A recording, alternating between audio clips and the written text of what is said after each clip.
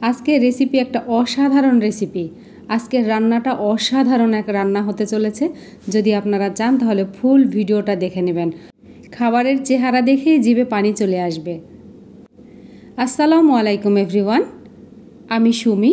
आमार पेज मणिमार रान्नाघर, मणिमार रान्नाघरे आपनादेर सबाइके अभिनंदन और शुभेच्छा। आमार चैनेले जारा प्रथम तारा लाइक कमेंट सबस्क्राइब करे फलो दिए भिडियोटा देखा शुरू करुन। और जारा अलरेडी सबस्क्राइब फलो करेছেন तादेरके असंख्य धन्यवाद। अनेकेई रान्ना करें, तबे आमी किभाबे रान्ना करब सेटाई आजके आपनादेर साथे शेयर करब। माछेर कोरमा, रुई माछ दिए किभाबे कोरमा रान्ना करा जाय सेटा आजके आपनादेर साथे शेयर करब। देखते जेमन लोभनीय हयेछे, खेतेও ठीक ततटाई मजा हयेछे। तबे आपनारा यदि এই রেসিপিটা फलो करे रान्ना करते चान ताहले भिडियोटा ना टेने सम्पूर्ण भिडियोटा देखबेन, ताहले रान्ना करते सुविधा होबे। एबार माछ केटे नेওয়ার पाला। रुई माछ निয়েছি একটা। মাছের পাখনাগুলা কেটে নিব। আমার এরকম কাঁচি দিয়ে কাটলে সবচেয়ে সুবিধা হয়, বড় মাছটা হাত দিয়ে ধরে রাখতে অসুবিধা হয়, এভাবে কেটে নিলে সবচেয়ে সুবিধা। দেখুন কত ইজি ভাবে মাছের পাখনাগুলা কাটা যায়।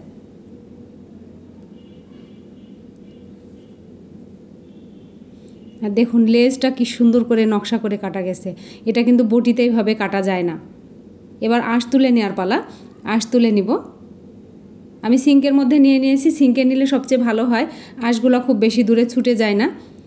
আঁশ তোলা হয়ে গেছে। এবার আমি একটা মাজনির সাহায্যে মাছটাকে পরিষ্কার করে নেব, তাহলে মাছ ধোয়ার সময় কষ্ট কম হবে। ঠিক এইভাবে মাজনি দিয়ে গোটা মাছ ডলে ডলে পরিষ্কার করে নিব, তাহলে ধোয়ার সময় তাহলে কষ্ট কম হবে। এই যে মাছ আমার ধোয়া হয়ে গেছে, মাজনি দিয়ে মাজা হয়ে গেছে। এবার মাছ কেটে নিব। আমার পছন্দ মতন সাইজ আমি করে নিব। আপনারা চাইলে আপনাদের পছন্দ মতন করে নেবেন। এই মাছটা মানে বেগুন ফলাও হয় না, আবার পিস করলেও ছোট হয়ে যায়, সেজন্য পিস করেই নিয়েছি। বেগুন ফলা করলে বেশি বড় হয়ে যাচ্ছিল।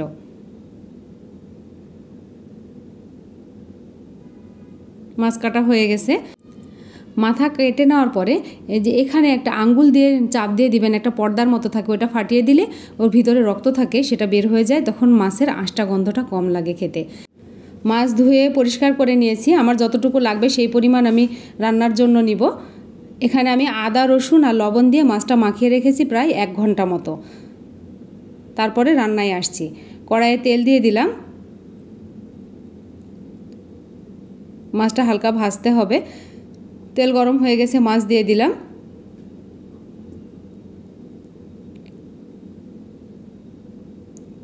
খুব সাবধানে উল্টে দিতে হবে যেন মাছ ভেঙে না যায়। আর খুব বেশি ভাজা যাবে না। এই রান্নাতে মাছের কোরমা রান্না করার সময় মাছ কড়া করে ভাজা যাবে না, হালকা শুধু ভেজে নেব। এই যে উপরে শুধু গোল্ডেন কালার আসলেই আমি মাছ তুলে নিব।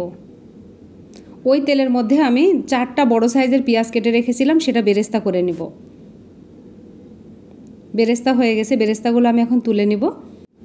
মাছ রান্নার জন্য আমি মাছ ভাজার তেলটাই ব্যবহার করব। যতটুকু তেল আছে ওইটুকু দিব, আবার এক্সট্রা তেল আমি দিব। কোরমা রান্নাতে একটু তেলের পরিমাণটা বেশি লাগে। আদা রসুন বাটা দিলাম এখানে 4 চা চামচ, পেঁয়াজ বাটা 3 চা চামচ দিয়ে খুব ভালো করে একটু নেড়ে নিব। কাঁচা মরিচ দিব, এখানে বাটা দিব না। কাঁচা মরিচ 4-5টা নিয়েছি, এখানে ভেঙে দিব।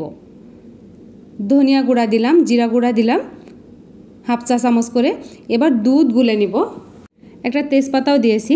এখানে 2 টেবিল চামচ গুঁড়া দুধ নিয়েছি, নিয়ে আমি অল্প পানির মধ্যে গুলে নিলাম।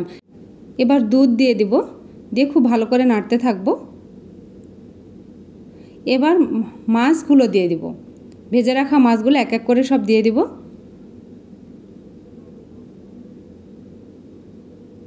মাছের বলক এসে গেছে। এই যে লেবুর রস, আমি লেবুর রসটা এখানে স্বাদ অনুযায়ী দিতে হবে। আপনার মুখে কেমন স্বাদ লাগবে সেই পরিমাণে দিবেন। আমার এখানে 2 চামচ পরিমাণ দিয়েছি। এখানে আপনারা গরুর দুধ যদি থাকে তাহলে সে গরুর দুধও দিতে পারেন। আর যদি গরুর দুধ না থাকে, গুঁড়া দুধ না থাকে, বাসায় যদি টক দই থাকে সেটা দিয়েও রান্না করতে পারবেন। তবে টক দই দিয়ে রান্না করলে স্বাদের হেরফের হবে। আমি এখানে স্বাদ অনুযায়ী চিনি দিয়ে দিলাম। চিনিটা অবশ্যই দিতে হবে, তা না হলে কিন্তু মাছের অরিজিনাল স্বাদটা পাওয়া যাবে না। আর যে বেরেস্তা করে রাখছিলাম, মাছের বলক এসে গেছে। এখন খুব বেশি সময় রান্না করা লাগবে না, আমার রান্না প্রায় শেষের দিকে। আমি এবার বেরেস্তা দিয়ে দিলাম বলক থাকা অবস্থাতে, তাহলে বেরেস্তাগুলো মাছের ঝোলের সঙ্গে খুব ভালোভাবে মিশে যাবে আর ঝোলটাও টেনে নেবে এই অবস্থাতে দিলে। আর আমি চুলার জাল অফ করে দিয়েছি, ঢাকনা দিয়ে ঢেকে রাখলাম, এরপরে পরিবেশনের জন্য নিয়ে আসবো। মাছের কোরমাতে ঝোল বেশি রাখতে হয় না, মাখো মাখোভাবে থাকে। দেখে নিন কেমন অবস্থায় আমি নামিয়েছি। খেতে অসম্ভব মজা। আর অন্যরকম যদি একটু স্বাদ পেতে চান, ভিন্ন ধরনের স্বাদ পেতে চান, তাহলে অবশ্যই এই রেসিপিটা একবার বাসায় ট্রাই করবেন। যারা খেয়েছেন তারা তো স্বাদ বুঝেন, যারা কখনো খাননি তারা অবশ্যই এই রেসিপিটা একবার হলেও ট্রাই করবেন। এই মাছের কোরমা আমার বাবার বাড়িতে সবার খুব পছন্দ। আমার আম্মা খুব তৈরি করতো এটা, আমার আব্বা আম্মাও খুব পছন্দ করতো, আমরা ভাই বোনরাও খুব পছন্দ করি এটা। আমার বরেরও ভীষণ পছন্দ, তার জন্য আমাকে এখন রান্না করতে হয়। যে বেরেস্তাটা রেখে দিয়েছিলাম সেই বেরেস্তাটা ওপর থেকে ছড়িয়ে দিলাম, তাহলে দেখতে ভালো লাগবে। সেই সাথে একটা পাকা মরিচও দিয়ে দিলাম। কালারটা অসাধারণ হয়েছে। দেখুন, মরিচ দেওয়ার পরে মনে হচ্ছে এটা অসম্ভব সুন্দর একটা জিনিস, খাওয়ার দরকার নেই, সাজিয়ে রাখতে হবে শোকেজে। যেসব বাচ্চারা দুধ খায় না, দুধ খেতে চায় না, তাদেরকে যদি এইভাবে রান্না করে দেন, বাচ্চাদের দুধ খাওয়ার ঘাটতি পূরণ হবে। ঠিক এই রেসিপিটা যদি তাদের তৈরি করে খাওয়াতে পারেন। এই মাছ রান্নার মধ্যে যেমন ভিন্নতা আছে, তেমন স্বাদেরও ভিন্নতা আছে। আমরা দুজনই ভোজন বিলাসী, সেজন্য বিভিন্ন ধরনের খাবার রান্না করতেও পছন্দ করি, খেতেও পছন্দ করি, মানুষকে খাওয়াতেও পছন্দ করি। বাসায় যদি মেহমান আসে, এইরকম একটা রেসিপি রান্না করে দিবেন, মেহমানরা দেখবেন অনেক মজা করে খাবে, অনেক তৃপ্তি করে খাবে।